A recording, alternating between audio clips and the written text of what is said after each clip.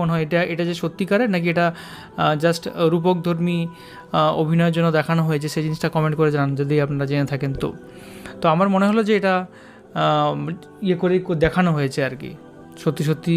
কারণ সত্যি সত্যি যখন কেউ মারা যায় তখন আমার মনে হয় না ওরকমভাবে ভিডিও করা যায়, তাই না? ওরকমভাবে ড্রোন উড়িয়ে বা এরকম করে সাইড থেকে গিম্বেল দিয়ে ওরকমভাবে কেউ ভিডিও করবে কি? প্লাস অত অত কম জনও কি থাকবে, কত লোক যায় মারাতে, মারা যাওয়ার সময়, তাই না? মনে হচ্ছে অভিনয়ের জন্যই। তো খুব সুন্দর লাগলো গজলটা। তোমার কেমন লাগলো গজলটা? হ্যাঁ, আমারও দেখে খুব ভালো লাগলো। যখনই গজলটা শুরু হলো তখনই মনে হলো যেমন আমরা একটা অন্য দুনিয়ায় চলে গেলাম। আর গানটার মানে লাইনটাতেই পুরো বোঝা যাচ্ছে যে বাড়িওয়ালা নাই রে বাড়ি নাই রে দুনিয়াতে, মানে যে হচ্ছে বাড়ির মালিক সেই এক সময় বাড়িতে থাকবে না, সব কিছু তার জিনিসপত্র পড়ে থাকবে, তার বাড়ি পড়ে থাকবে, তার আসবাবপত্র মানে যা যা ব্যবহার করতে সবই পড়ে থাকবে, কিন্তু সেই বাড়ির মালিকের